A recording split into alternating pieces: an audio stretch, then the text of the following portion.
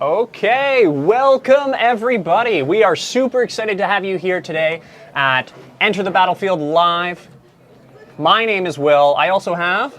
Hi guys, I'm Ben. You guys mostly know me from my content on YouTube at LazyMTG, and I cover all the Legacy of the North matches.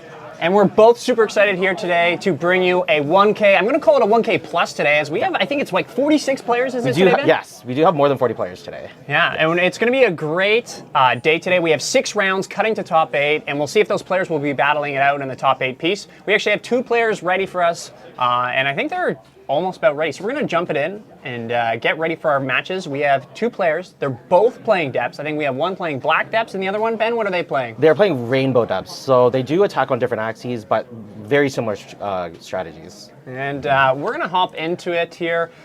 I actually don't know a ton about our rainbow depths. What are some kind of the main differences of kind of rainbow depths compared to our maybe turbo depths piece? Yeah, so rainbow depths is more of a... I would probably consider it under the turbo depths archetype. Mm-hmm.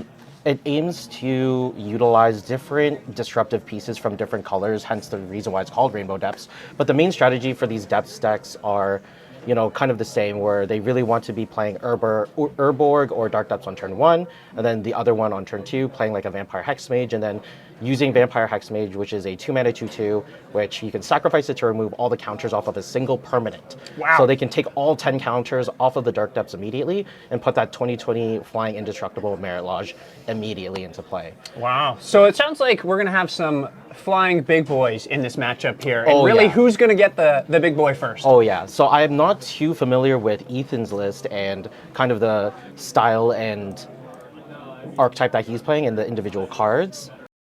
We're going to see a kind of like a new variant. I don't think it's a very popular one, so we'll see how Ethan kind of pilots around playing a pseudo mirror match here. Mm-hmm, mm-hmm.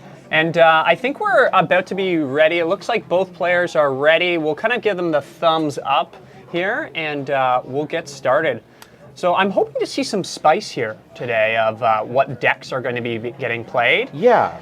I think we're gonna be checking these out. We have all the deck lists here. I know for the 2 here, right? We've talked a little bit about them, and I don't know. I'm a big Goblins guy, Ben, and I've been playing Goblins for about 7 years, and it's a formidable deck now. That's my thing, and I'm hoping to see it, but I don't think we are. You got paid off for your loyalty, right? You stuck with Goblins all the way through, and Wizards wants to reward players that love their subtypes or archetypes. Yeah, and it's coming around. And it's a fun deck to play right now. I'm just going to reach out to one of our helpers here, and we're going to get started in just a moment. So, I think do you want to just like give them the thumbs up here for us, and we'll go from there?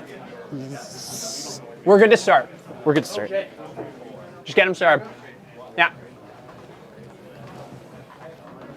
Okay. Yeah. So some of the spice that we're going to see from Mikey, we featured him on my channel before, but he's going to have a lot more different angles of attack. So he's going to be able to stifle his opponent's Thespian stages. He'll be able to use his own kind of Thoughtseizes here because he's not locked into mono black. So we're going to start with Ethan going off with is that a Vault of Whispers into a Thoughtseize? I think so. Yeah, okay. That is some spice. So let's see. I'm wondering what he's going to take in this instant. Now, Elven Spirit's Guide is pretty good of accelerating here. He does have, it looks like, the Dark Depths and the Void Hex, and the Hexmage too. So a lot of pieces here. Yeah, so Mikey actually has the turn 2 combo in hand, but he can play it a little safe. It's very odd to see Thoughtseize and Vault of Whispers being played in the same deck. So what we could be seeing from Mikey is that he is probably going to lead on the Urborg into the Thoughtseize. Ethan correctly takes the Vampire Hexmage to kind of down and not having that turn 2 Vampire Hexmage into Merit Lodge combo. So he's done well to suppress that very aggressive strategy from Mikey. And we're gonna Thoughtseize right back. Why not? If we're both playing similar decks, let's just both see what each other are doing right away. So I think there's a Siege of the Mirror? Yeah. Okay, so we have major spice here. Now I'm starting to think that we may have mislabeled decks. This might be almost like a Black Saga Storm variant of Dark Depths here. could be using the Dark Depths as either the plan B. I'm not sure if Ethan necessarily wants to. He could be a very versatile deck and being able to kind of switch on the axis whatever he needs to. But you do not see Besiege the Mirror in Dark Depths. Yeah, that's what I was just thinking. A bit surprised and caught off guard by that here, and Yeah. it looks like Mikey's really taking a big think about what he wants to take. Taking Crucible of the World, I can understand that. It's still a little bit away. There's no true accelerant here. Yeah, I think this is actually a very good choice because typically these decks only run one Crucible of Worlds. But the thing is you can't really interact with lands with a Thoughtseize, right? And Yeah. you can't really slow him. You can't slow Ethan down, and he does have Thespian Stage Dark Depths combo in the hand. That's a him to Turok from Ethan. He must have just drawn that. Yes, that was not in his Thoughtseized hand. Oh, that is a very good top deck here for us. So need to just be adjusted a little bit. It's a bit finicky. Oh, almost. It's kind of awkward at the angle. Do you want to try? Yeah, I'll try. adjusting? It's just very finicky with us there. Oh, Okay, perfect. there we go. Now There I we just go. can't touch anything. Yes. Him to Turok hit, crop rotation, and our Elvish Spirit Guide here. Not Elvish Spirit Guide, Seaman Spirit Guide.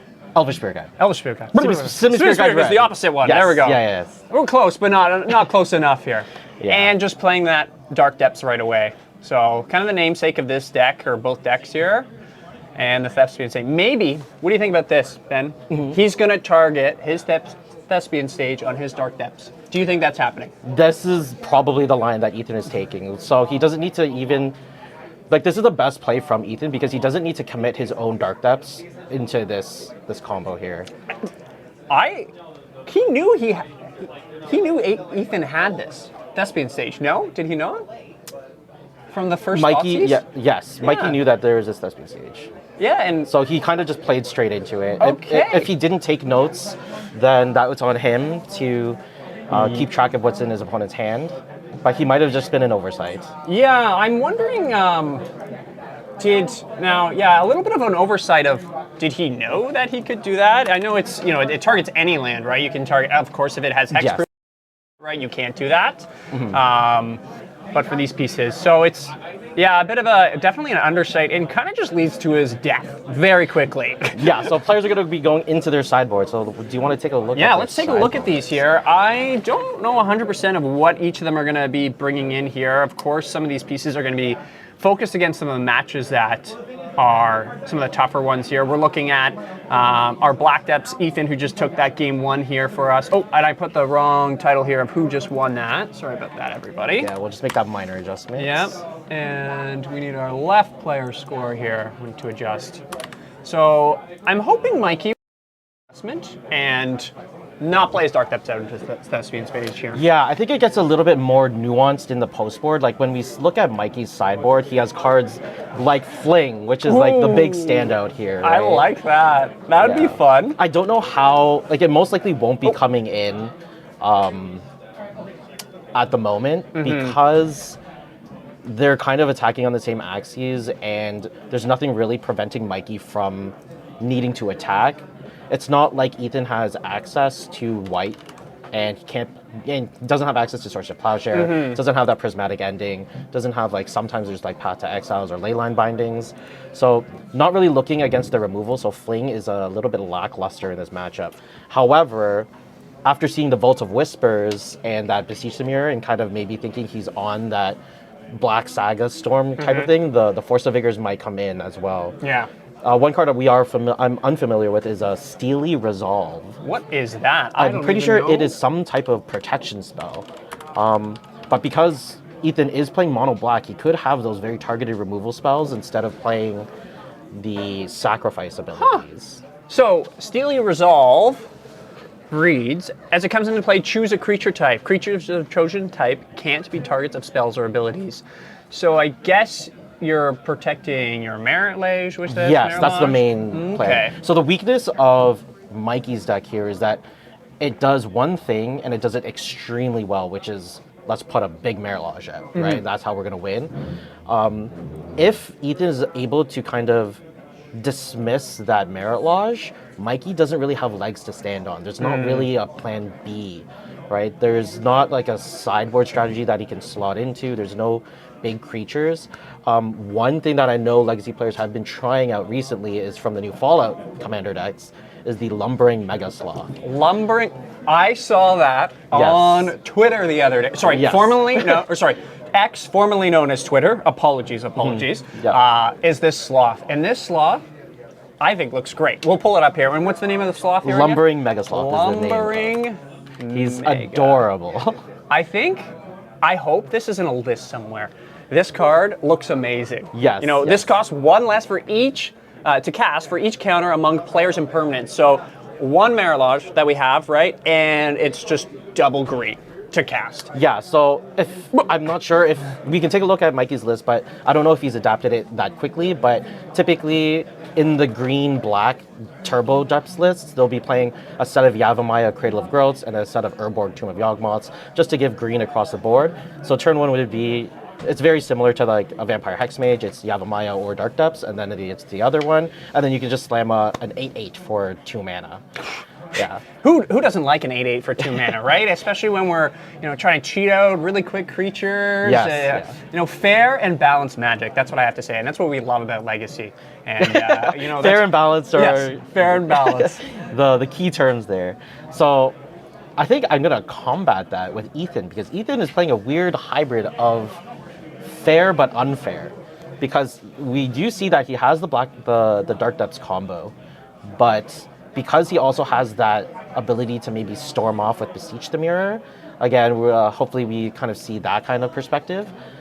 But I would really like to see what he gets off of Beseech the Mirrors.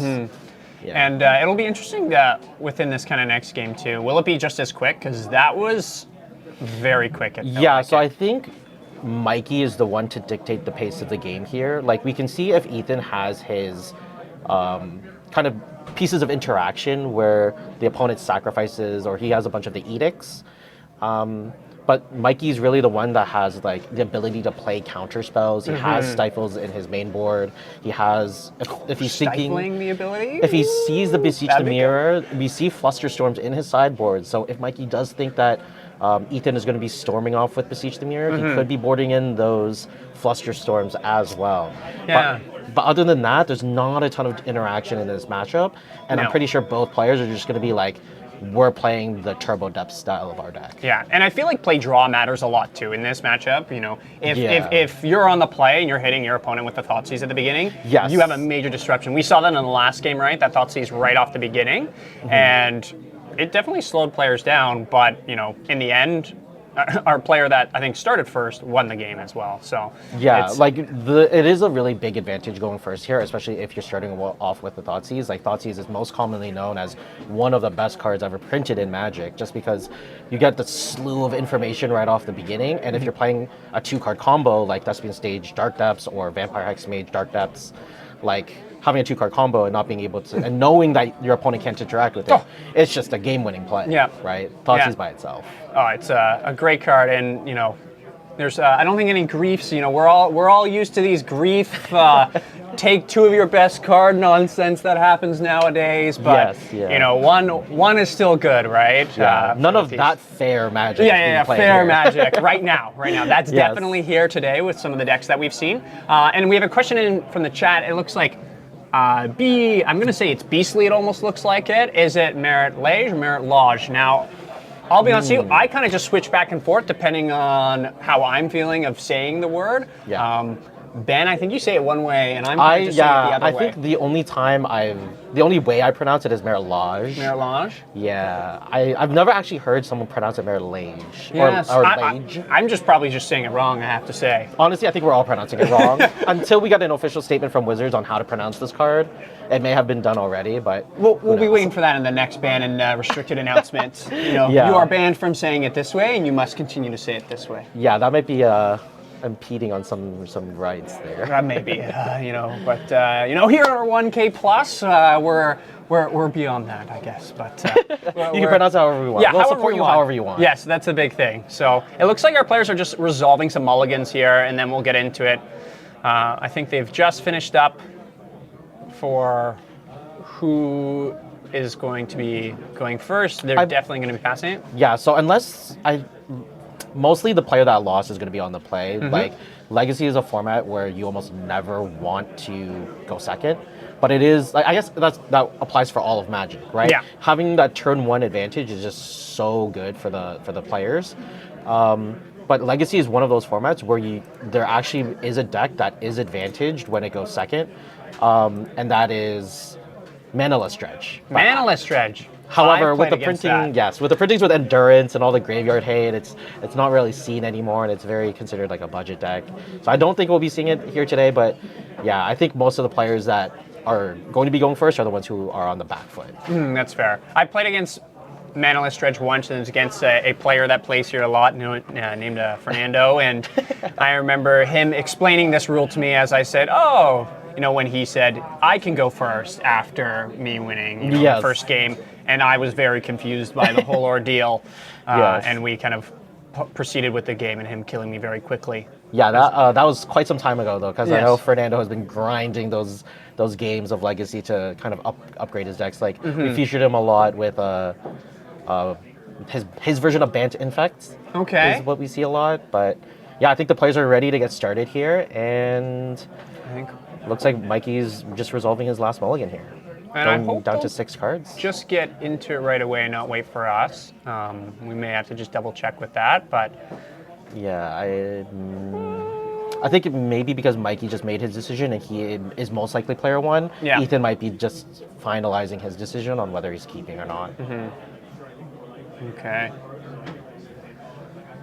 So, Ben, Yes. you help out with Legacy in kind of, I'd say, the North. What is going on? Because a lot of players here are grinding out these things called, points for this league that's happening as well. So tell us a little bit about that, because I think that's really important for our viewers and those who are watching it live and also in the post. What is this? Yeah, so this event is actually kind of and the reason we're live streaming this instead of just doing recordings like I normally do is we're actually celebrating our partnership between Enter the Battlefield and Legacy of the North. Hey, Enter the Battlefield, that's us here. Yeah, exactly. So they're now our gracious partners and our main sponsor. And what they want to do is they want to feature what we've been doing, and that's we've been starting and running a community league. So every 3 months, players will be competing in all events, and it's our main goal is to just have Legacy players and getting local events to fire, and just having That's Legacy amazing. as a mainstay, right? Because honestly, I think it's the best format. It is. It's the best 1v1 format. Yes, I'll say that. It's great. It's the It's best great. 1v1 format. Yeah. Some may disagree, but that's okay. We're all entitled to our own opinions. So. I mean, opinions can be wrong. That is But true. yeah, That is so true. our league basically, it's just a celebration of players and their dedication to Magic because they've been playing so long, or if they're new and they want to try out the format. So we have a league that runs for 3 months. We break it up into 3 different invitationals per year. So if you've seen my content on YouTube, I always have the summer invitational, winter invitational, and the spring invitational. And what we do is the players grind for points, and we usually have a finals match between the person who's grinded the most points and is the point leader, and then during our invitationals, whoever the top 32 players with the most points will be in this invitation, and then the winner of that invitational will then face off against that point leader. Wow. And what we call the Royalty of the North match. I love that. Yes. I love that. The royalty of the North. Yes. There might be some trademarks on that, but Until they send a cease and desist, Oh, yeah. we're going forward Yeah, with yeah. it. We're going forward with it. so what those players are playing for, it's a best of 5 match, and they play for 3 things, and they're really big. So one is now this gracious. Hang on, we will change for this because I think yeah. this is this position. They haven't finished yet. Yeah. So this is the Grim Monolith Trophy. Ooh, look at this Very, thing. very nice. So each winner will get this trophy and their name plated on the season that they've won. After that, they are also given this ring. I don't know how well. Is it the One Ring? It is not the one. It may be hard to see with the camera. Yeah, so we're gonna We may have try to get it focused here. there, but it is like a gold-plated ring. It is very nice. Custom made, hand done. Machine hand done. Yeah, machine hand done. Yeah, so with all the sponsorships and help from Legacy of the North, from Enter the Battlefield, they make all of this possible. And then the final thing that they play for, and that's to help the community, is all participating stores in Southern Ontario will allow the King or Queen of the North for that time to play for free in their events. Yeah. That's amazing. So hopefully it just gets people riled up and like really wanting to play, knowing that they don't need to put that extra. Yeah, exactly, that registration fee. And I think one thing too, right, Ben, and with this league and everything too, and a big thing is growing the community, which you mentioned, right? And that's the biggest thing in Magic and any format it may be, right? Someone mentioned Canlander, right, as a 1v1 format, right? We were streaming that live a couple weeks ago here. We have a proxy allowed, right? And there's no cap on how many proxies you can have within this tournament as well, right? And yes. within the league too. Yes. Is that correct? Okay. It depends. It varies from store to store. Okay. Some stores are still using like actually supported software. We can't use proxies. Okay. That's just a legal area that we can't really overstep. But this event is being run, and they are allowing full list of proxies. That's amazing. So. Yeah, we know that it's a huge money barrier or that financial barrier. piece. Yeah. So players are starting. We see a turn 1 Urborg Lotus Petal into Vampire Hexmage from Mikey. Okay, so now the real question is, does he have the Dark Depths in hand? Let us see. There is not. It is a Thespian Stage, a City of Brass, and a Mana Confluence. So 3 lands. 3 lands, which is okay. Ethan doesn't get to take a card, but he does get that like raw information and know that he's not really under threat. Which is very good. And it's kind of interesting too, right? Ethan just led with the Thespian Stage, right? Because the Urborg's out, he has a swamp. That is a big advantage for Ethan too, right? Now that he has that swamp. Oh yeah. If Mikey were able to switch into the green, like the green-black version, he wouldn't need to be supporting Ethan's mana base here. But being mono-black for Ethan is very good against an Urborg. Yeah, and it'll be interesting to see how Ethan plays this out, as there is a lot of pressure on board. He's going to be taking 4 a turn potentially here. He's at 16. The life totals at the top wasn't updated right now, as he thought he's got hit by 1 Void Mage here. Hexmage, sorry. Okay, maybe. Okay, this is pretty big here.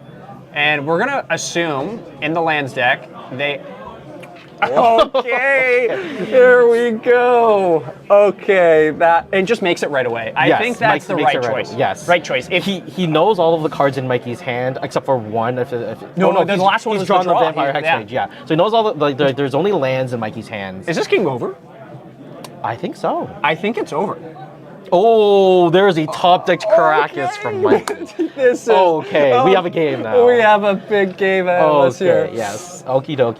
Okay, down to 12 here, I believe, right? So he was at and it looks like they're gonna update our. So maybe I was wrong. I did not know that this was you to just use Vampire Hexmages. Yeah, this is the new meta for our games here. Where is our Caracas here? I'm trying to find it. You're missing an A. Oh, I'm missing an A here? Yeah. There we go. There we go. Let's try to pull up our Caracas here, as this is the biggest top deck that we have here. Where'd it go? You may need to change the version. I hate this.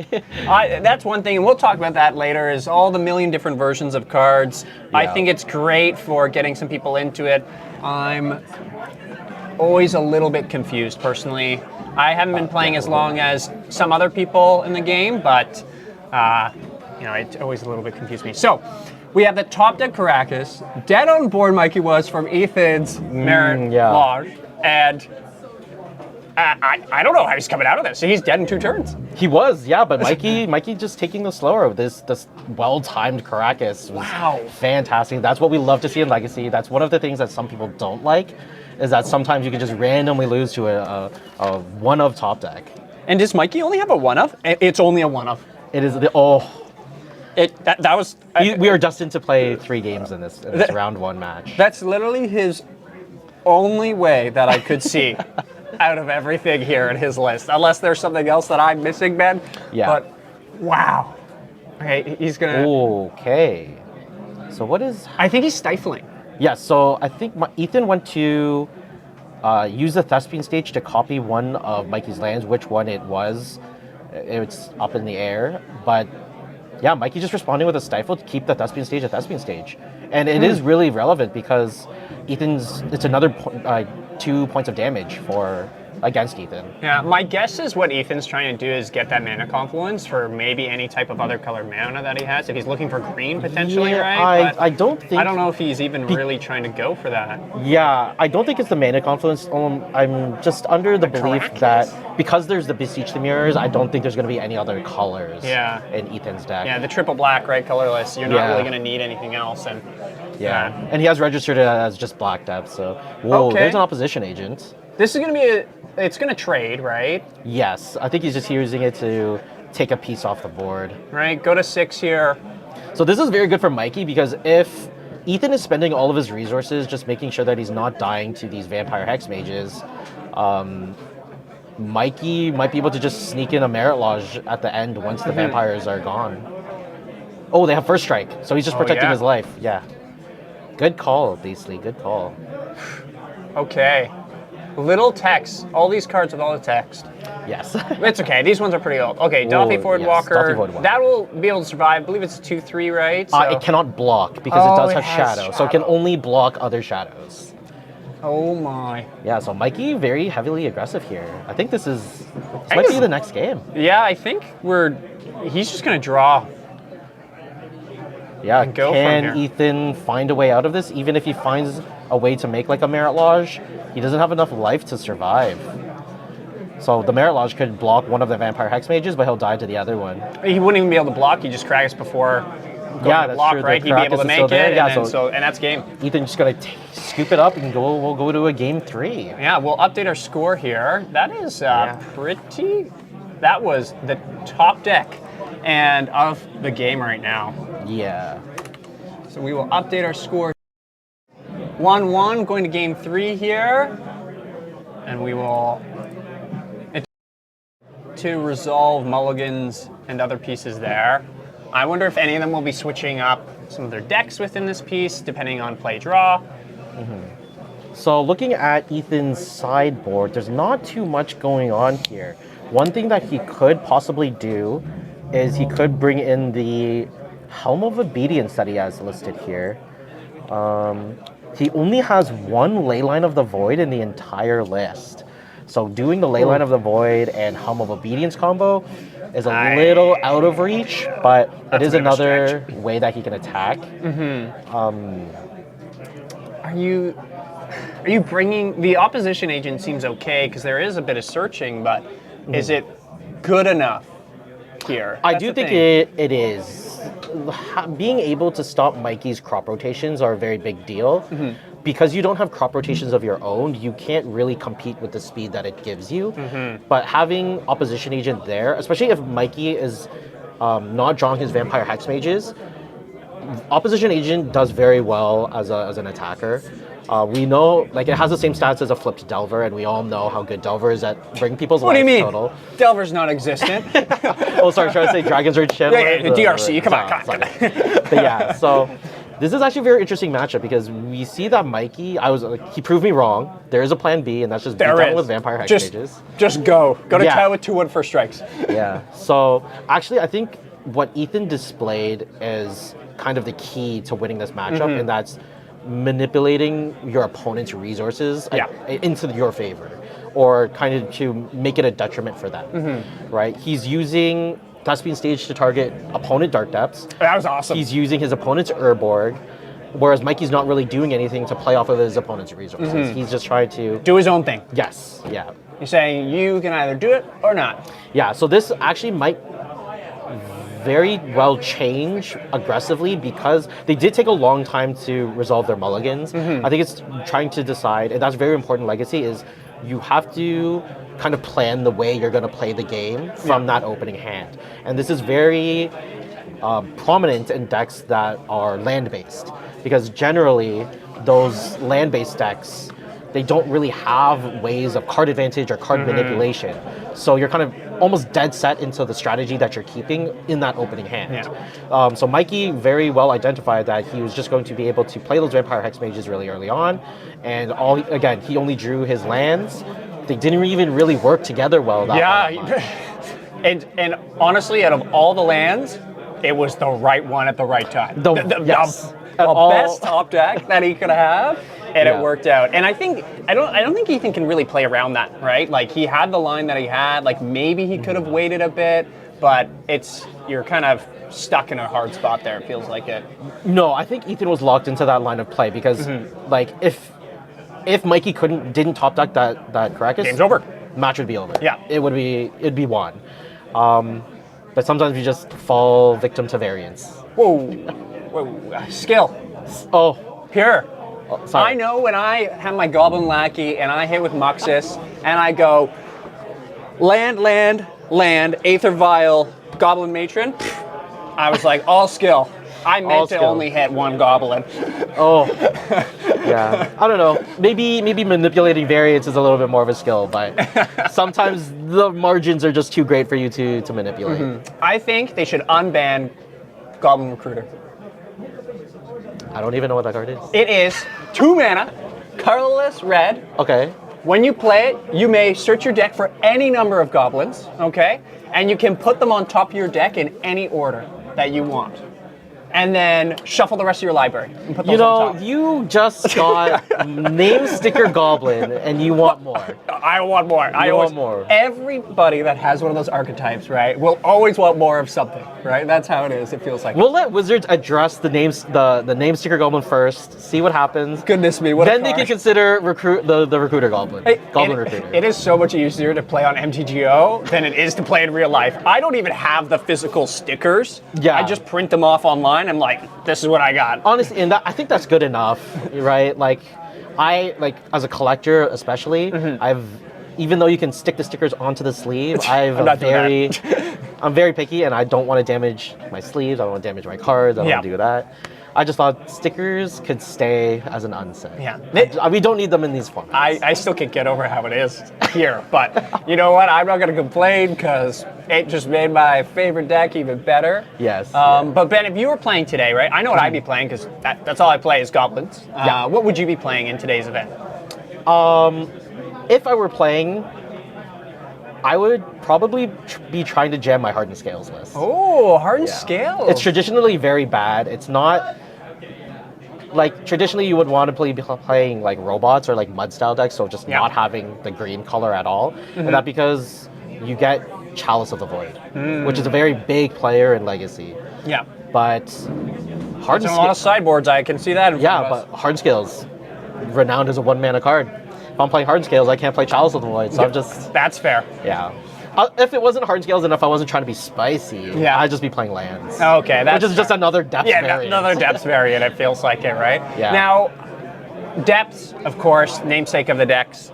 Is anyone really playing our slow control lands decks anymore? Or Rishton ports? Lots of our wastelands, or is that our explorations? Is that kind of a thing of the past because of how fast our format has kind of become?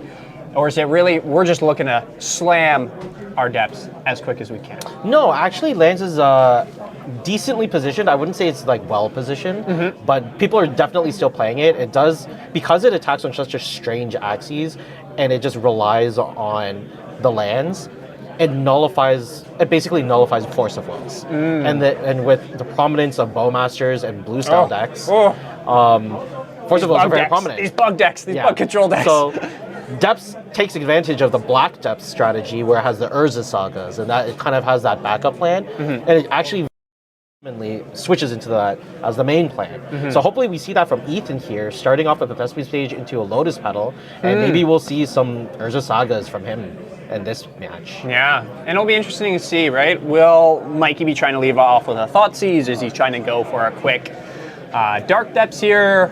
Yeah, I would really like to see Mikey utilize his Elvish Spirit Guides. Yes. In the past, they haven't done too well for him. No. But it's a very narrow card, especially in a rainbow depth style, because you have all those lands that produce all 5 colors. Sometimes the Elvish Spirit Guide is just enough. Ooh. All right, so A lot of symmetry here right now. We have an Urborg into another Lotus Petal. The board state is almost identical, right? I'm going to give it a little bit of Ethan here just because he has the Thespian stage, of course, right? Yeah, a bit more utility. I actually think Mikey, if he doesn't have we don't know what is in his hand and what other lands he has, but I think he's actually disadvantaged himself because if Ethan plays a Dark Depths, Mikey has given him that third, like that mana, right? Yeah, Dark Depths can now tap, right? Yes. Okay, so Here's a Vampire Hexmage from Mikey. yeah, he's kind of just threatening and putting the pressure on the board of I could have Dark Depths in my hand right now. Yeah. Right. I mean, they're both doing that, right? Yeah, they both are. If Ethan is threatening like Thespian Stage into Lotus Petal, it's still like pretty good. What? There might be a Judge Call. It might be a Judge Call. I think you might be right here. Yeah. I'm just. let me Yeah. Do you want to go check? double check. Okay.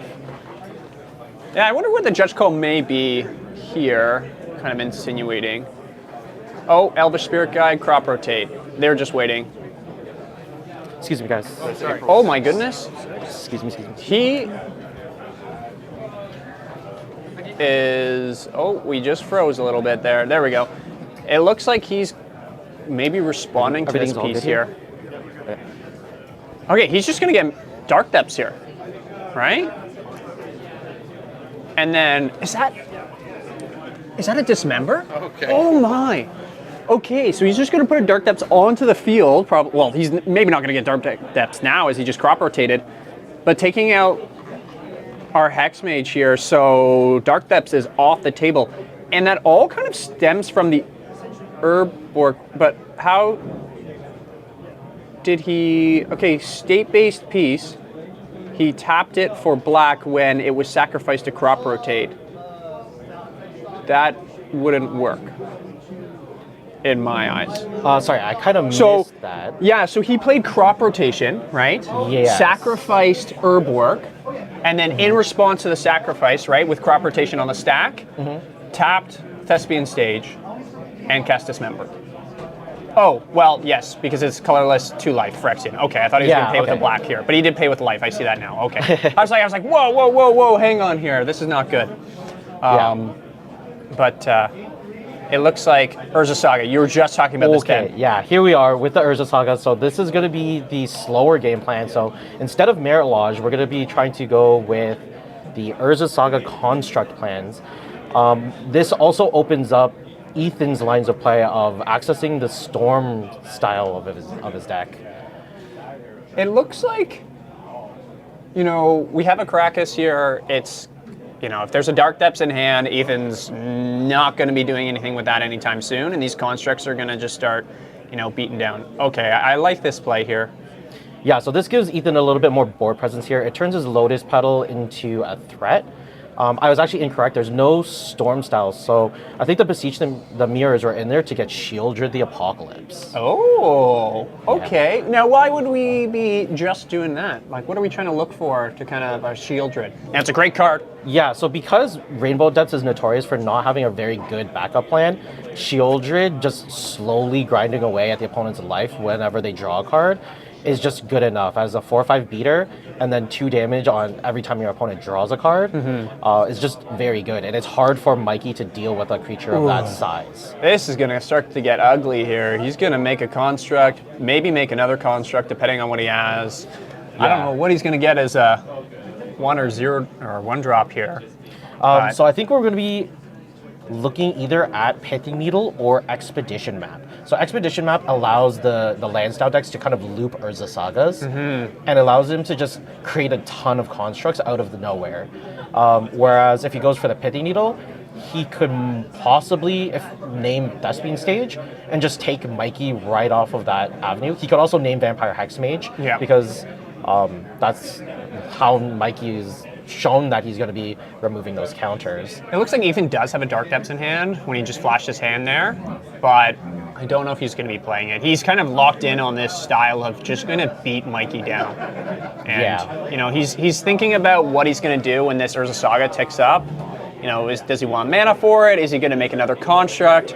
I personally would just be making a construct here and be going about my day. Yeah, I agree as well. You have the opposition agent, and Mikey wants to be searching his deck with crop rotation, to find the lands that he needs. But you can't do that. You can't do that right now. Yeah. Like, good, but Ethan's going to do it for him. This is true, yeah. But I also like Ethan just committing to the constructs and keeping the depths back. Because if Mikey somehow is able to deal with those constructs, Ethan can just slam the dark depths whenever he wants and threaten that line of play.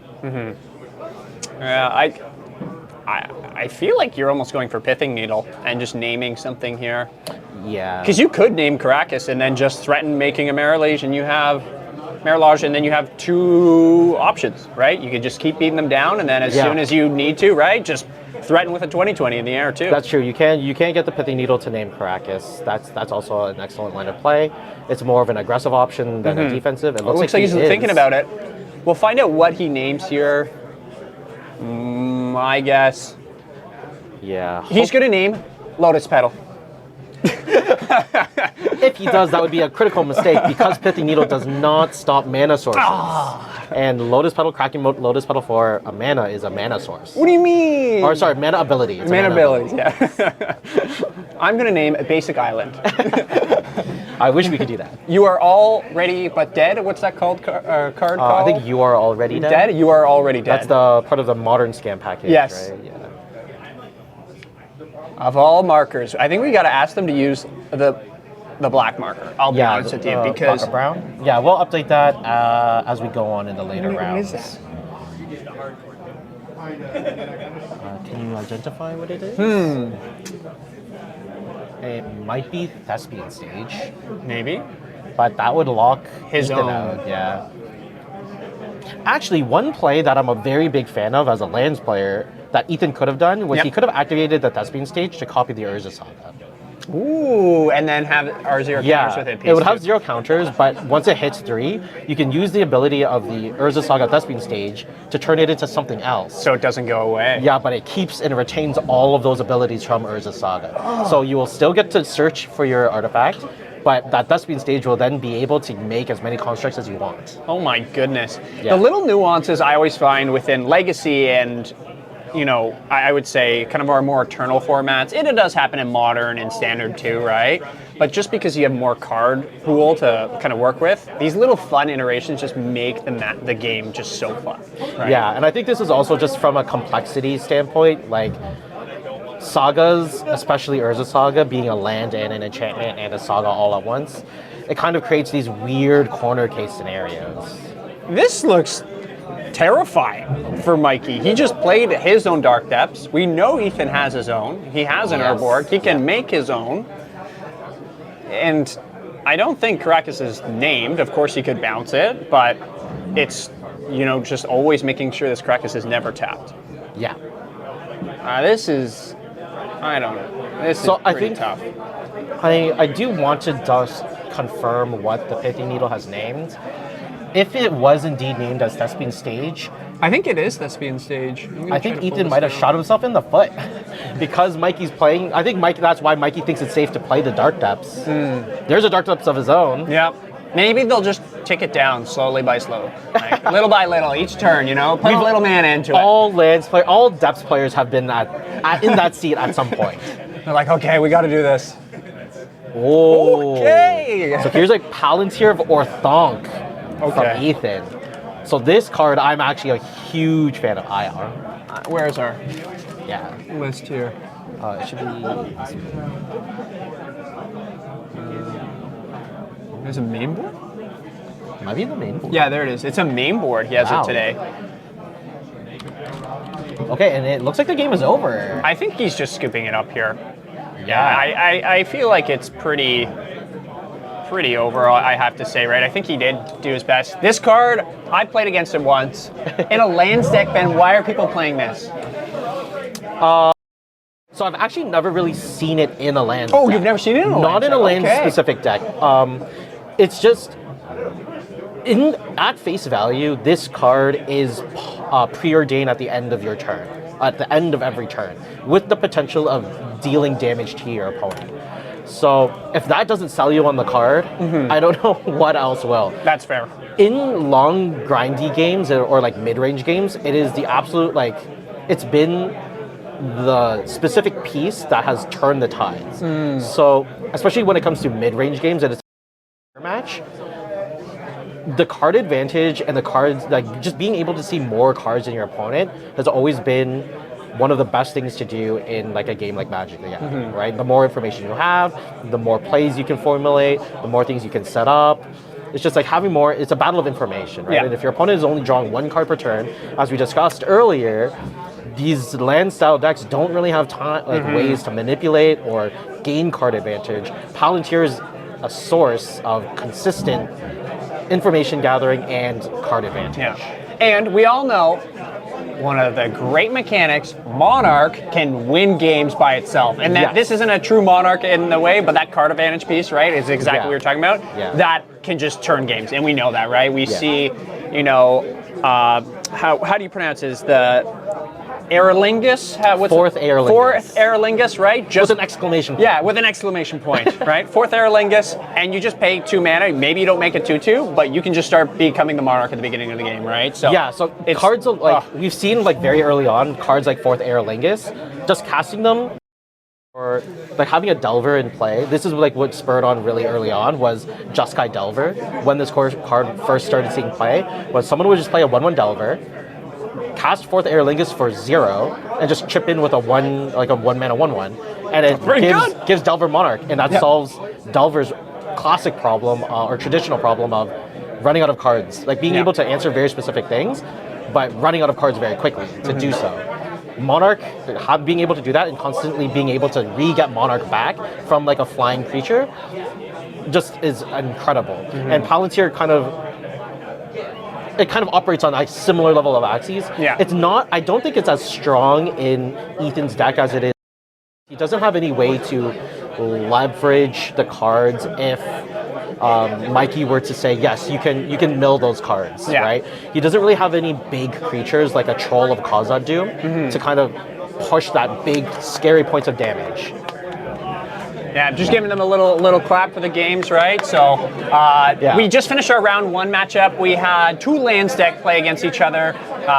It was a great one, I have to say. Just so you guys know, I don't know if it's the live stream cable that's hanging, but it's like kind of distracting. It's a trip hazard. Okay. So just in case, I don't know if that was it. Okay, thank you for we'll check that fix out. it. Okay, Ethan? Hey, great work. Okay, that was a good game. Sweating. Oh, I bet. Game 1. Like the Krakus, I'm like, no. That's what I said. I said the game's over here, and then I was like looking. I was like, there's, and then he plays it. I was like, oh, Literally the last 6 rounds I've played in like 2 game nights, I've presented token and they've always top decked the answer for the win. And I'm like, tilt. Yeah, that's okay. Hey, you played it out, and I think it was great. So that was awesome. And then he had the stifle in his hand too, and I'm like, what is this blue? Like I should have known. But, The rainbow. Yeah. It's the rainbow Yeah. dance. Awesome. Good work, Ethan. Okay. Good luck in your other games. So that's our first round, everybody. We'll probably take a short little break here, and then we'll be coming back and featuring some more games. Make sure you follow us on our socials, right? Enter the Battlefield on Facebook, X, Instagram, TikTok, YouTube, and Ben, I don't know if you want to plug your stuff too for Legacy of the North. So if you are part of Southern Ontario and you do want to join our community, you can find us on Facebook. It's just Legacy of the North. If you are outside of the area, unfortunately, then you can always catch us and my featured footage on Lazy MTG on YouTube. Lazy MTG YouTube. Yeah, maybe we'll get a plug in that and we'll put it in the chat here too, just so people have it. Yeah. So thanks everybody for watching and continue to watch. We'll be right back after a little short break, okay? Thanks everybody.